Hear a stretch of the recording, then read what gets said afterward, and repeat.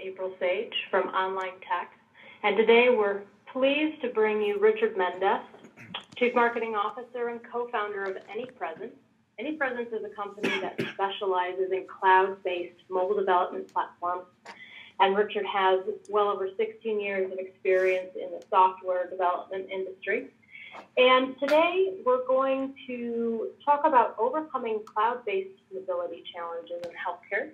With no further ado, let me introduce Richard.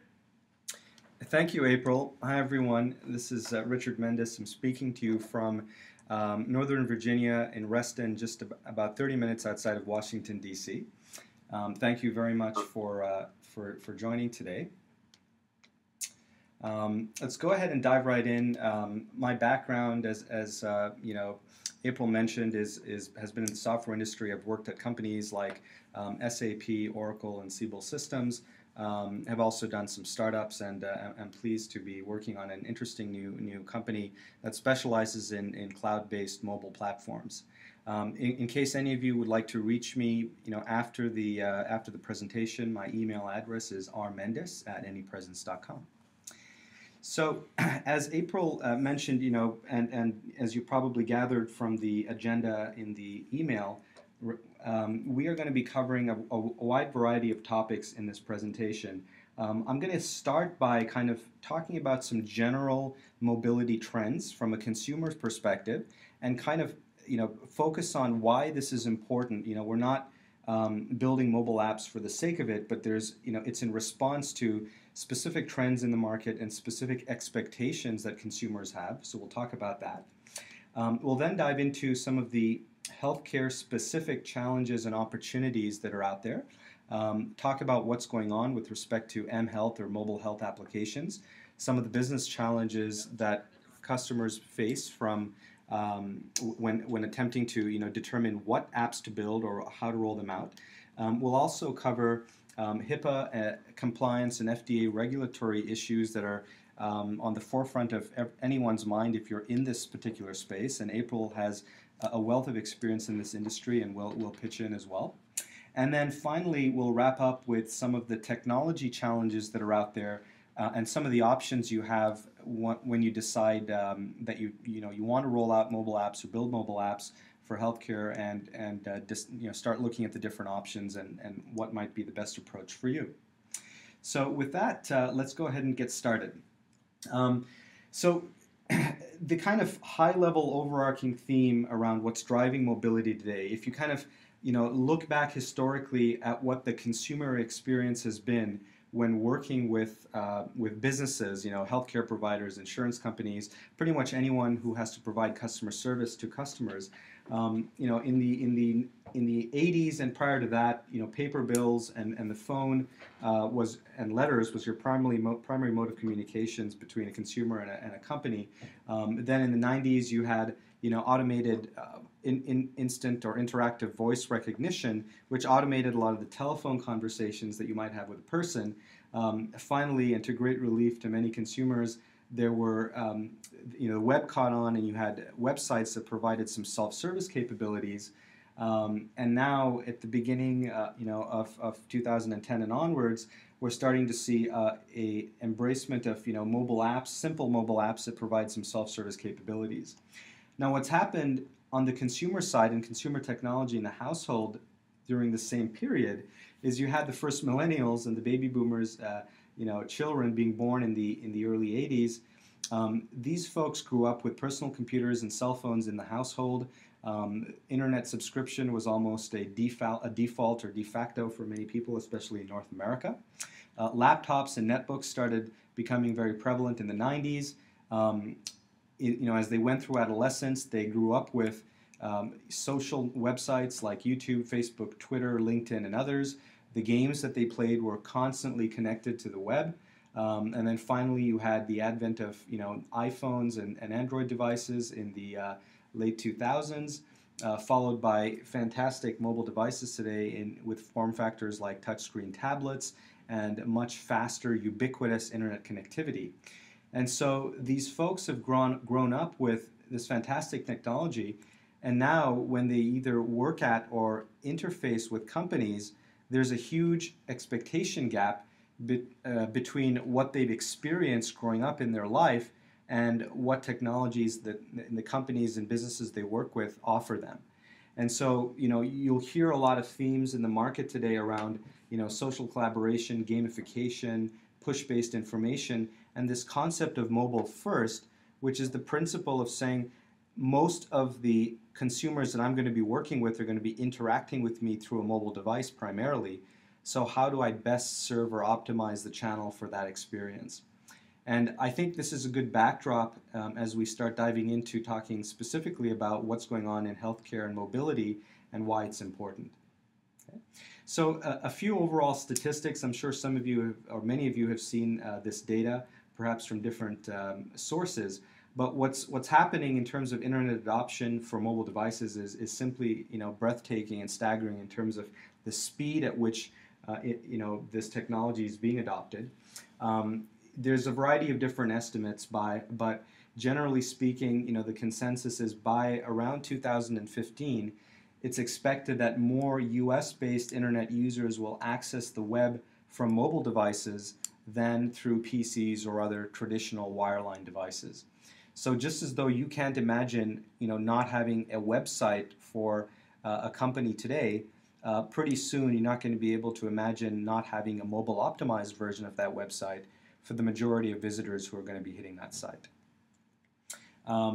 We often get asked by prospects and customers about whether this particular trend is only applicable to a certain demographic, right? Is it only, say, the affluent side of the society that can afford these smartphones? What's interesting is if you look at the data, the statistics actually show completely the opposite. So the fastest growing demographic segments for smartphone users are either households of 6 people or more, which typically are the mid to low income households, or households with income under 25,000. And the reason, there's multiple reasons for that, but some of the biggest are it's a lot less expensive today to get a subsidized smartphone with internet connectivity from a carrier than it is to have a desktop or laptop with a more expensive internet plan from a residential provider. And so what you're seeing here is that this phenomenon of smartphone adoption and mobile-based internet access is not something that's limited to a certain subset of the demographic, but is in fact embraced by all demographics throughout the country. Just as an FYI, it's fascinating to see how quickly this market is changing from an adoption perspective and who's using which smartphone versions. You can see here this data is recent as of the end of last year, but I wanted to show the chart because it goes back to 2005, and you can kind of get a feel here for what you guys have clearly been seeing, where traditional market share leaders like Symbian and RIM are now relegated to a very small minority of market share. In many cases, they're irrelevant, but Apple and Google Android have certainly taken over the lion's share of the market. What we expect to see is that Microsoft, with the launch of the Surface tablet and Windows 8 later this year, will probably see a bit of growth in their segment. But generally speaking, the market is really for Android and Apple to lose.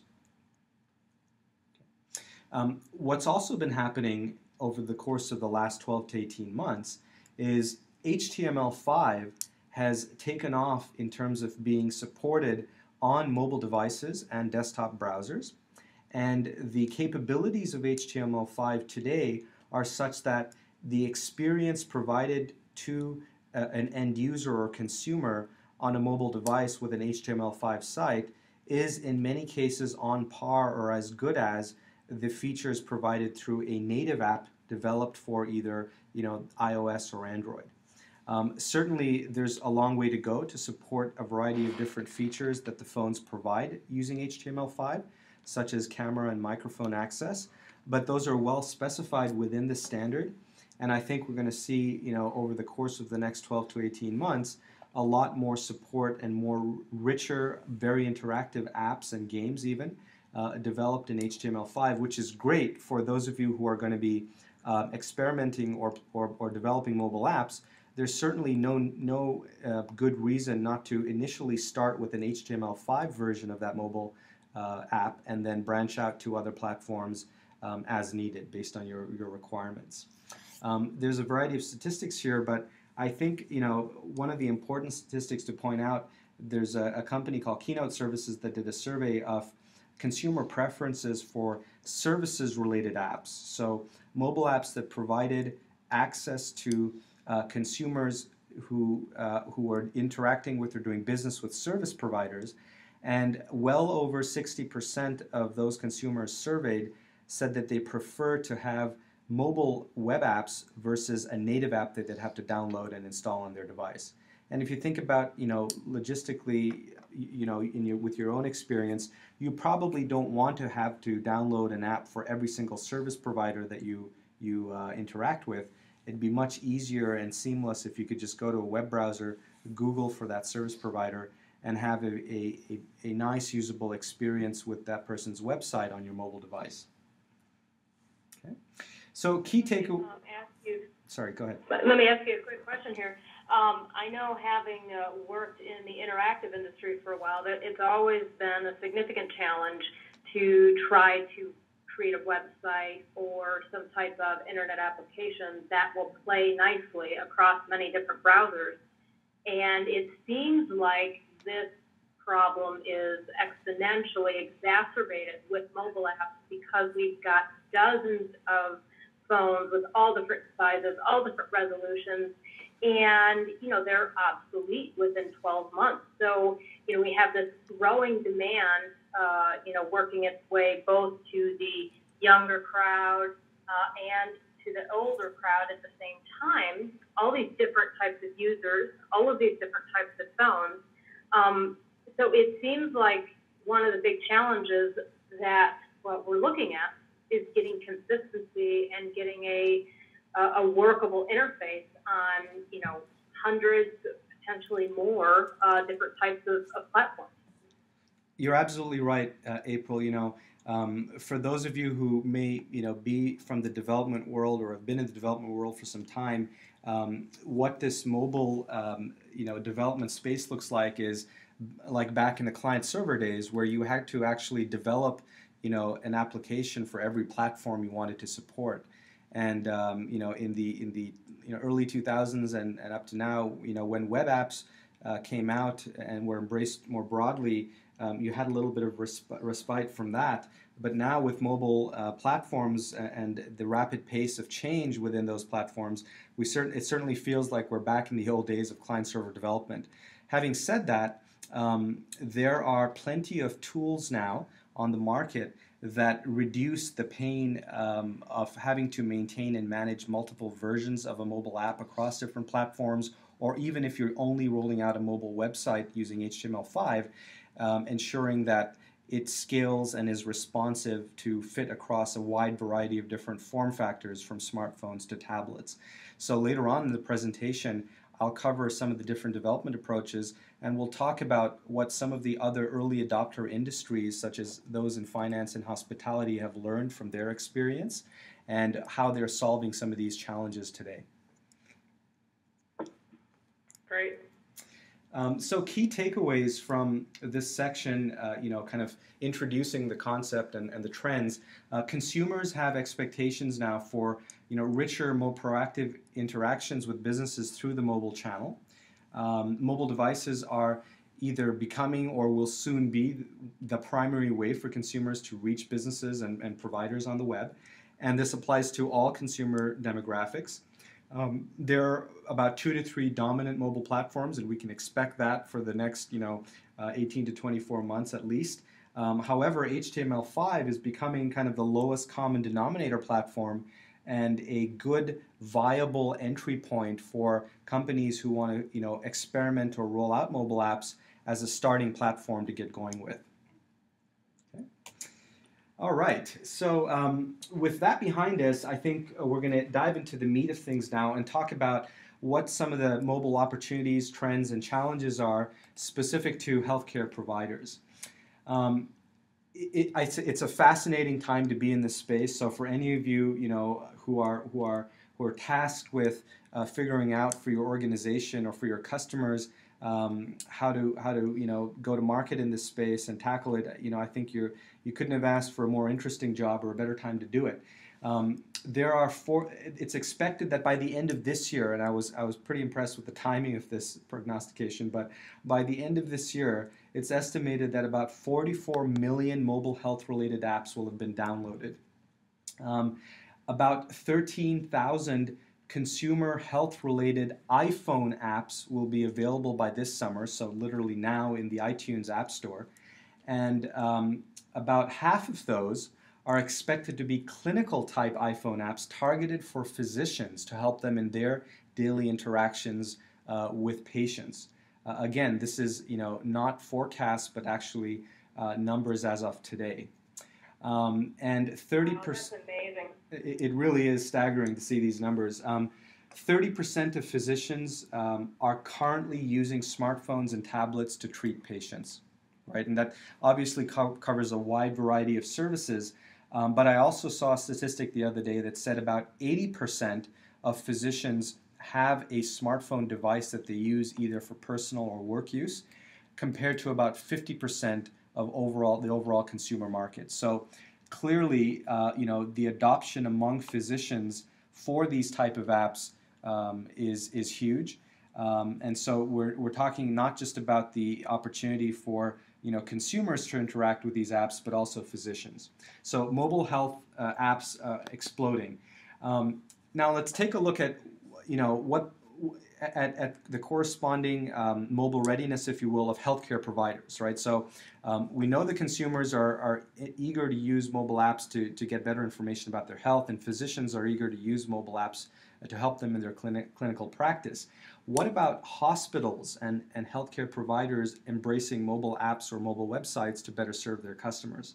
On this front, there is some traction, but perhaps not as much as we'd like to see. So in the fall of 2011, I think this is a survey of marketing professionals within the healthcare provider segment.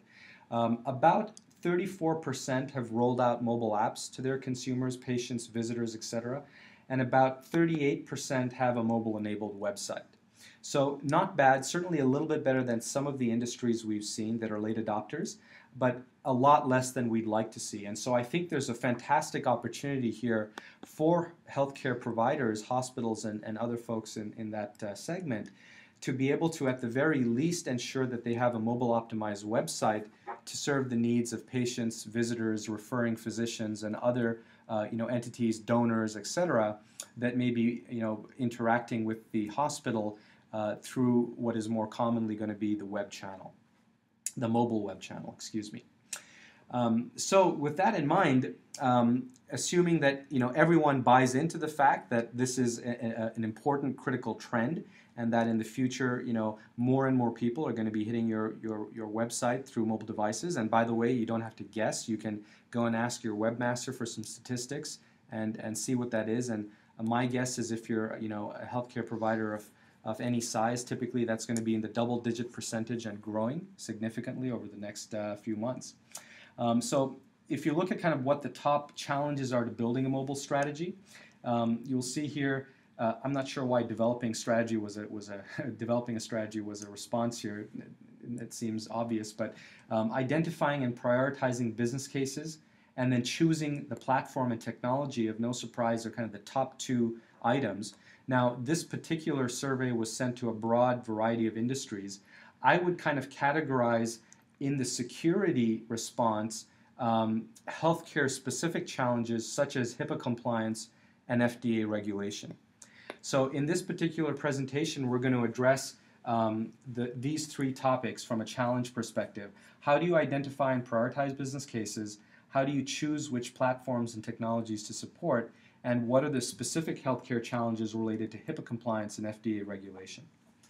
By the way, you'll notice at the bottom of this list is user adoption, which clearly indicates there is no expectation that the adoption of mobile apps is going to be a challenge. So if there was ever an opportunity to position a "if you build it, they will come" scenario, I think this is it. Okay. So in terms of determining what scenarios to support if you are a healthcare provider? My suggestion is you look at things in a multidimensional fashion, and one potential way to do that is by looking at both scenarios for your patients but also physicians, and across two dimensions of financial or productivity benefit and then brand value benefit to the organization, right? So for example, for the patients, from a financial or productivity benefit, the ability to reach more patients or prospects through mobile channels, reducing the service wait time, so being able to provide pre-registration forms, check-in, check-out, and other productivity enhancing scenarios, be able to provide proactive alerts, reminders for medication, follow-on visits for post-op care, etc. A lot of interesting scenarios that can be done from that perspective. On the brand value benefit, being able to provide as much content as you can with respect to preventative care, providing the convenience to patients of mobile access, and providing them to as much a degree as possible access to their information or health records through this mobile channel. For example, leveraging initiatives such as the Blue Button program. So I think these are just a few high-level examples of domain areas or scenarios that you can tackle from a patient's perspective. And then depending on what your specific needs are, depending on the demographic of the types of physicians that you have or the makeup of nurses versus practitioners, there's a variety of different productivity and brand value or employee engagement scenarios that you can also consider at the same time. So for example, giving physicians easier access to data through mobile smartphones or tablets, providing process-based clinical apps that streamline the process that they're going through today, perhaps through a lot of paperwork. And then from an employee engagement perspective, supporting personal devices that pretty much all physicians and nurses have today, and providing a better user experience as an employee that's interacting with the organization, right? So you can kind of, in these four quadrants, pick and choose based on your constituents what you think makes the most sense. And then perhaps as one method of prioritizing the business case, you can rank these different scenarios across two dimensions, the financial or productivity benefit, taking into account the cost to build that scenario, as well as the cost savings, and then the brand value benefit on another axis. And you can plot, it's not going to be perfectly scientific, and we'll talk about in a little bit how certain companies are measuring return on investment of these mobile scenarios, but you can start to plot different scenarios here on this quadrant and then identify perhaps that scenarios that are ranked with lower financial benefit and lower brand value benefit are ones that you can deprioritize, and scenarios that have a dual benefit perhaps are ones that you should tackle as low-hanging fruit, and then pick and choose your scenarios accordingly. And again, it's certainly not a race against anyone else. I think healthcare providers, while there's a certain degree of competition amongst each other, I think more importantly here is to provide the best experience for your consumer. So being able to put together a phased approach where you've picked a prioritized set of business processes that you want to mobile enable, and then roll out over a period of time, over a series of different releases, is certainly a viable approach. So with respect to some of the features that are currently offered by most healthcare providers who have rolled out a mobile website, you see some of the data here. So the ability to find a doctor or physician, obviously something that's probably highly requested by consumers, but also relatively easy to provide. Showing a calendar of events at the hospital, allowing consumers to request appointments, and the list goes on here. I think this is a great example of scenarios that could be relatively easy to enable on a mobile website or mobile app, depending on your desire, but at the very least a mobile website, so that as consumers are searching more frequently now from mobile devices, and finding websites, that you're presenting them with a mobile optimized version of your website to be able to easily perform the most commonly requested functions, such as finding a doctor or requesting an appointment. Okay. In terms of the, how these organizations are currently measuring return on investment, I thought it would be interesting to share some statistics on this.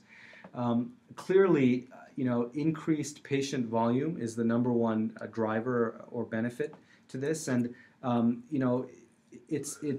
return on investment, is so clear that even if you were to spend 6 figures to put out a simple mobile website, even if you get one additional new patient a month, it'll easily pay for itself many times over. And so there's been a very clear response, at least amongst the healthcare providers we've spoken to, that the return on investment has been a no-brainer here with respect to at least having a mobile optimized website. And many organizations are now, because of that positive benefit, looking to make significantly more investments and getting into looking at the return on investment, not just from a increased patient volume perspective, but improved productivity for their employees within the organization and improved experience for patients, pre, during, and post care. All right, so the next area we're going to look at from a challenge perspective is HIPAA compliance and FDA regulation. So I'm going to hand it over to April at this point to cover the HIPAA compliance aspect of the challenge. Thanks, Richard. And I'm just going to share these from the perspective of a business associate. Certainly, everyone will want to consult with their healthcare attorneys and HIPAA compliance specialists. But these are a few things that have come to our attention as we've been working to fulfill our responsibilities to protect PHI in the healthcare industry. So I don't think anyone is surprised by the fact that mHealth is bringing an incredible amount of opportunities our way. And as Richard pointed out, the adoption rate is expected to be phenomenally high already. We're seeing huge adoption rate. Next slide.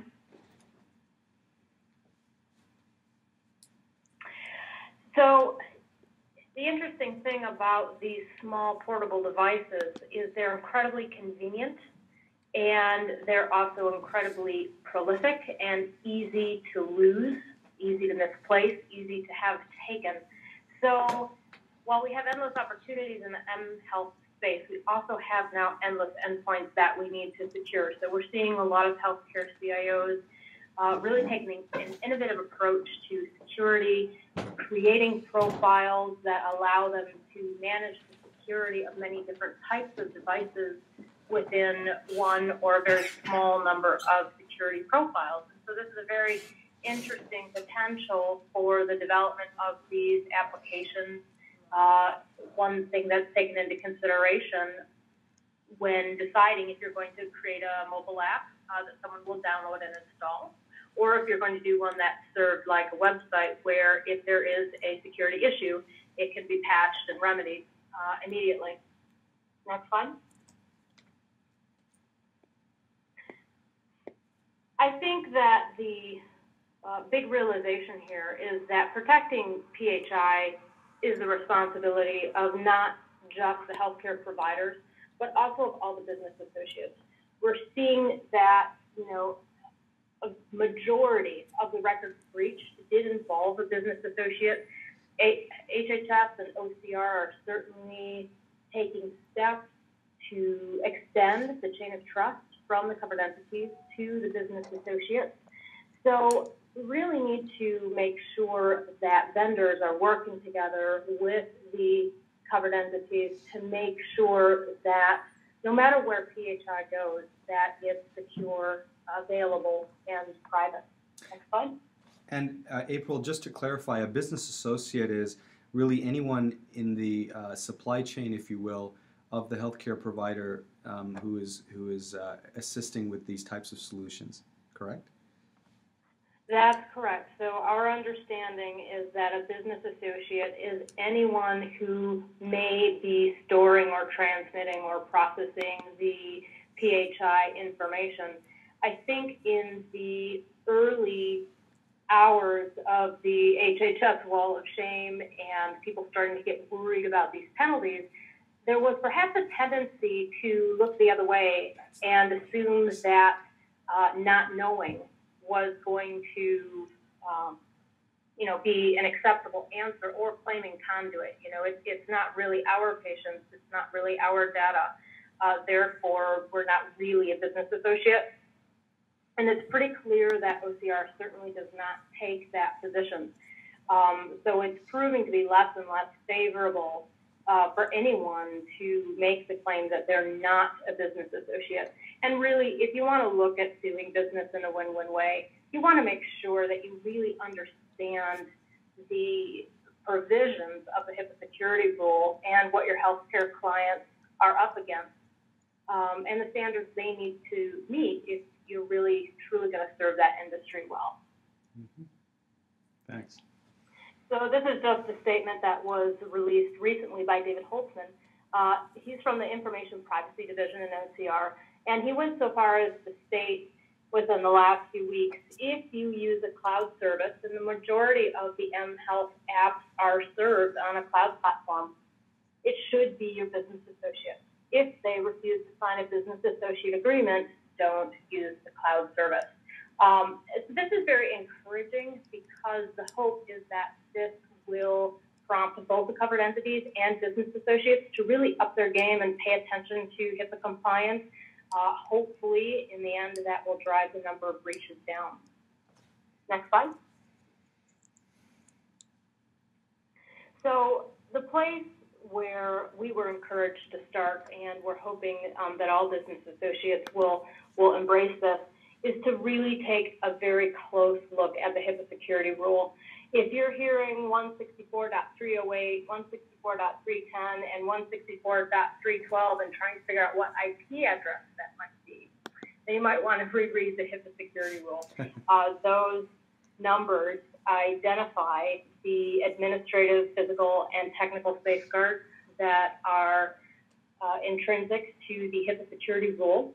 The very first one on the list, and the foundation of all HIPAA compliance, is conducting a risk assessment and creating a risk management plan. And as in all things software, it's really tough to audit your own stuff. If you are the one who's programmed that app, it's really tough for you to QA your own stuff. And when we're talking about medically related apps, you could even say that it's dangerous to do so. So when we take that to heart, we wanted to invest in having an independent opinion on our level of risk for HIPAA compliance, and we're hoping that becomes more standard in the industry. Next slide. So just for fun here, Richard, I'm going to launch a really quick survey here to see if any of our attendees are using medical apps in a healthcare setting. So we'll put this up there just for a couple minutes. Sure. And we'll share the results with all of you at the conclusion of the webinar. So take just a quick second. Let us know whether you're currently using any medical mobile apps, and we'll turn it back over to Richard. Thanks, April. So, again, I'm certainly not a lawyer, you could have an entire webinar on the topic of FDA regulation of mobile healthcare apps. This is a new area. And I think, in fact, April's organization has run one of these before, and I think we refer to it later on. But this is a very interesting development. There's been talk about the FDA regulating mobile apps, and what they've done now is they've actually proposed a draft regulation that proposes to oversee mobile apps that are either used as an accessory to an FDA-regulated medical device, or apps that transform a mobile platform into a regulated medical device. Now, those are the technical definitions, and I've put together the Rich Mendis abridged version of assessing whether you're subject to regulation or not. Again, as a disclaimer, please do obtain appropriate legal advice, and I've also linked directly to the current draft of the regulation, which is ongoing and actually open for comments if you're interested in commenting. But generally speaking, okay, your mobile app may be subject to regulation if it's connected to a medical device to display results. So it's a physical, accessory to a mobile device and displaying results from it. If it serves as an accessory of any kind to a regulated medical device, so for example, there could be a medical device that's capturing information, storing it on the cloud or in some data center, and then your medical device takes that information directly and presents it, it could be subject to regulation. If the app takes patient data or input and has some sort of an algorithm that interprets that input and provides a recommendation for use in clinical decisions, it could be subject to regulation. And finally, if it uses some of the device features directly of a smartphone to gather data for a diagnosis, it could also be considered a FDA regulated mobile device. So these are kind of the general statements. I think, how I would categorize this, in kind of a general statement is, if the app takes in data gathered directly from a patient or monitoring device, provides information about it, it could be regulated.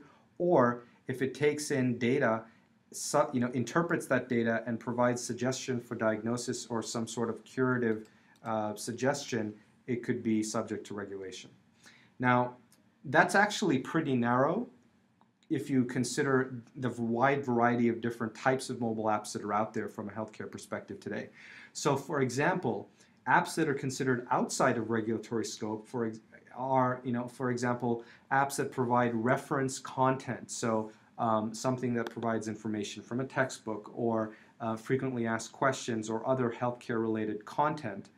Apps that provide suggestions related to general health and wellness.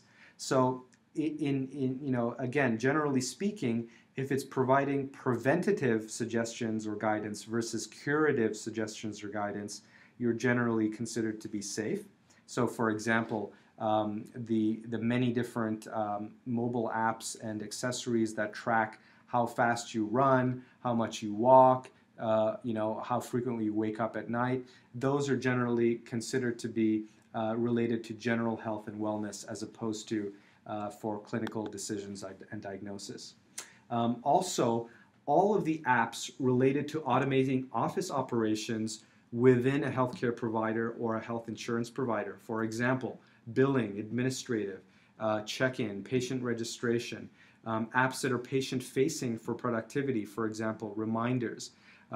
These types of apps are generally not considered subject to FDA regulation. So the mobile website, for example, for healthcare provider to help people find physicians, schedule appointments, etc., are not subject to regulation.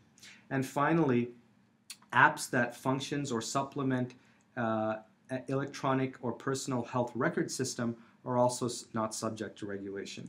So there's, even though the FDA is talking about, regulating these apps, realistically speaking, the scope of that regulation applies really to apps that are acting or supplementing a existing regulated mobile medical device. So there's a lot of scenarios where you don't have to worry about it. Now, if you do feel that you are subject to regulation, again, keep in mind that this draft, this regulation is in draft form.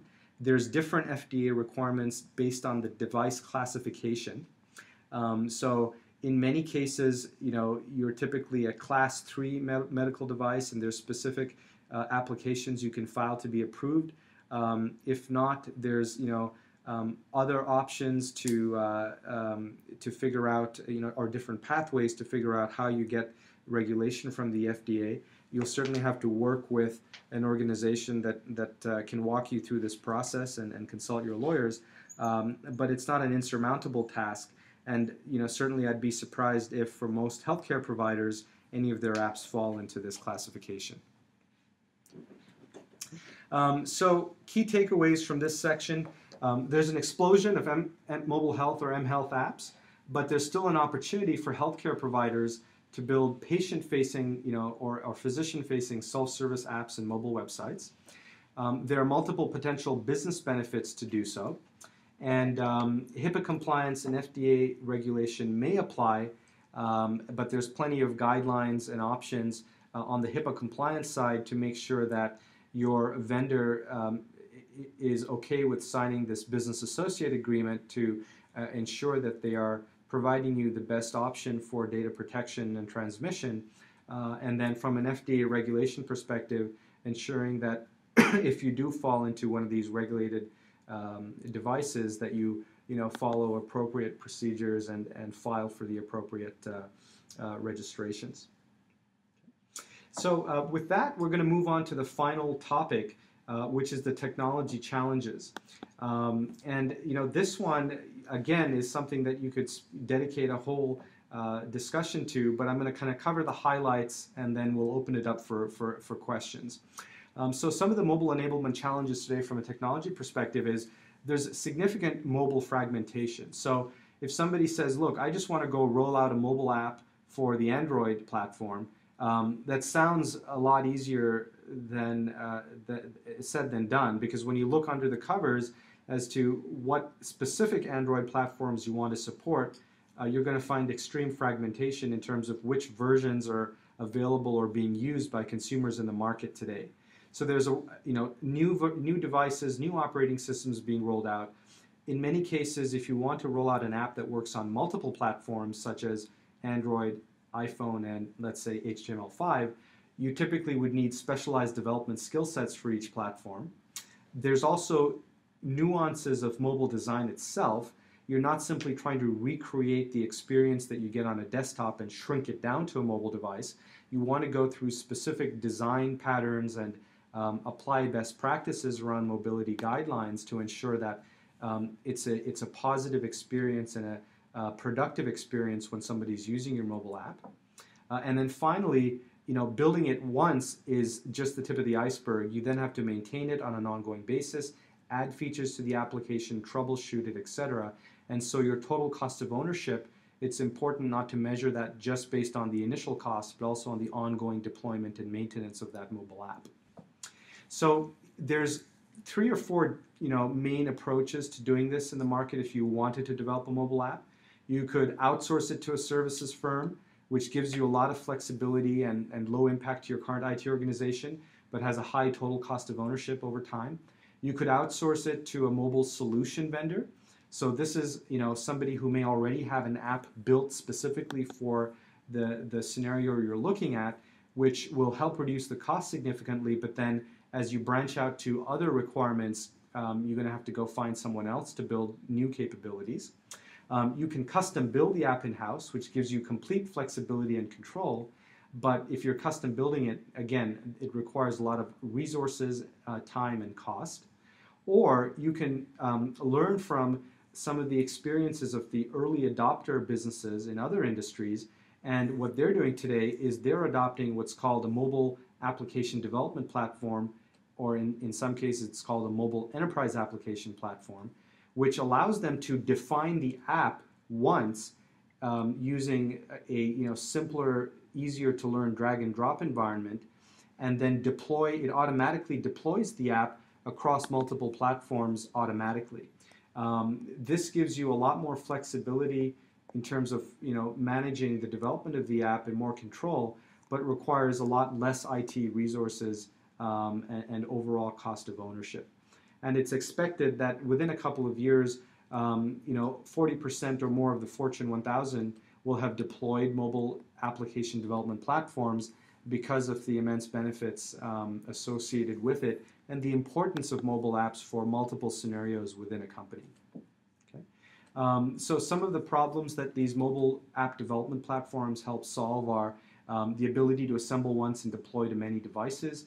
They include a lot of the mobile best practices. So as you build or assemble an app in this platform, there's a lot of inherent baked-in best practices. They provide a lot of ability to integrate with existing data sources within the organization. And it helps also reduce the cost and time and resources involved in maintaining and deploying that application once you've completed the initial version. Okay. So key takeaways here. There's device and version fragmentation within and across mobile platforms that could result in unforeseen costs. However, these costs are manageable and maintainable through this new kind of market space, if you will, of mobile enterprise platforms that help reduce the total cost of ownership over time, especially as you have multiple mobile projects that you're working on and maintaining simultaneously. So with that, we're at about 9:45 to the hour. I'm going to pause here and open it up for any final comments from April or questions. A couple of the questions that were submitted during the presentation. One is a very perceptive question that healthcare or HIPAA compliance requires 100% availability of patient medical records. This is a really important part of HIPAA compliance that I think a lot of people are not aware of. Most people focus on the privacy and security of protected health information. But if you look at the 3 core tenets of HIPAA compliance, availability is one of those 3. So the good news is that cloud affords some very unique potential for accomplishing a high availability. And we can actually accomplish warm site disaster recovery architectures that were simply not affordable and very difficult to maintain even a few years ago with a traditional server model. Anytime you have a natural disaster, no matter what form your medical records are in, whether they're paper or whether they are in the cloud, it's absolutely essential that you have an off-site backup of all of those records. And being able to connect clouds together and synchronize that data incrementally day to day is a very important strategy for making sure that that availability is maintained. So for healthcare providers, you want to look to the natural disasters that are intrinsic to your area and find out for your specific area how far away you would need to have an off-site disaster recovery facility, and make sure that that's on a separate power grid so that in the event of a natural disaster, even though there may be issues of reestablishing connectivity, at least those records are up to date and at the ready for anyone who is able to connect online. But excellent question. Yeah, April, I would add one thing to that is, if you are evaluating, mobile development platforms, along those same lines, ensure that the vendor provides you with the flexibility either to deploy into the cloud or to give you the ability to take the runtime, application and backend and host it in your own private data center or cloud as an option. So I think it's important to make sure that you pick, a vendor who will provide you with both options. Any other questions out there? I know we had a similar question here about EMR implementation, about the availability of the patient records. I think that we touched on that. So we will thank you for joining us. And Rich, if you would, we can share with everyone the upcoming webinars. In August, we have 2 great webinars that are scheduled. On August 7th, we will have Chris Mitchell, member at Dickinson Wright, who is a specialist in intellectual property specific to the medical and healthcare space. Chris will give us an overview on the most important things to keep in mind when we're talking about protecting intellectual property for medical devices. And on Tuesday, August 14th, we'll be joined by Tom Gomez. He will share with us how he used cloud-based technologies to achieve meaningful use on a $0 budget. Tom's done some amazing things in the free clinics of Florida. I know you'll all be anxious to learn how he has managed to do what he has done. Thanks, everyone, for joining us. It was a pleasure having all of you. If you have any further questions, we will post contact information for both Rich and myself at onlinetech.com/webinars, and we'll send all of you a link to a recording of this webinar as soon as we have it posted for you.